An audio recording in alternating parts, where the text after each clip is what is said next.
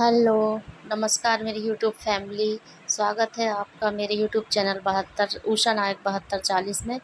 तो आज मेरे घर में कथा पूजन है दोस्तों। हम लोग गंगा सागर और कामाख्या मंदिर से वापस लौटे हैं। तो मेरे सास ससुर और मेरी फैमिली पूरी हम लोग गए थे गंगा सागर और कामाख्या मंदिर। तो हमने सोचा कि वहाँ से आने के बाद घर में सत्यनारायण भगवान की कथा और पूजन की जाए। तो उसके लिए मैं देखिए ये प्रसाद बना रही हूँ। और देखिए ये प्रसाद भुजना शुरू हो गया है।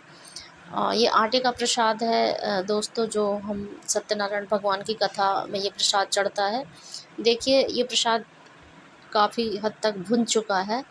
और जब ये पूरी तरीके से भुन जाएगा तो इसमें घी और ड्राई फ्रूट्स और इलायची पाउडर डाल के इसको कंप्लीट करेंगे। तो ये तब ये प्रसाद बन जाएगा पूरा। और देखिए यहाँ पे पूजा स्टार्ट भी हो गई है दोस्तों।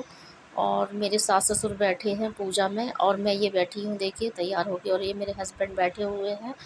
तो ऑलमोस्ट आधी पूजा हो चुकी है। और देखिए यहाँ पे पूजा शुरू हो गई है और इसके बाद में फिर हवन होगा और फिर आरती होगी।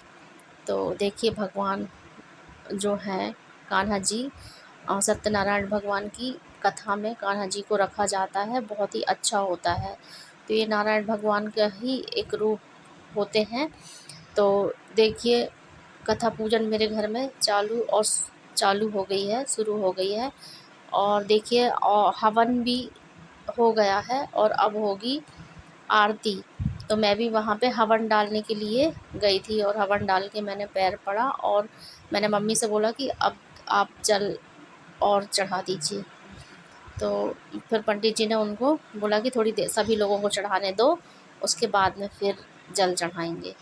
तो ऑलमोस्ट पूजा हो ही गई है दोस्तों। और इसके बाद आरती शुरू होगी और इसके बाद हम आरती करेंगे। और आरती होने के बाद अ, कथा समाप्त होगी और उसके बाद में फिर कन्या भोज कराया जाएगा और हमारे घर में जो मेहमान आए हैं उन लोगों को खाना खिलाया जाएगा।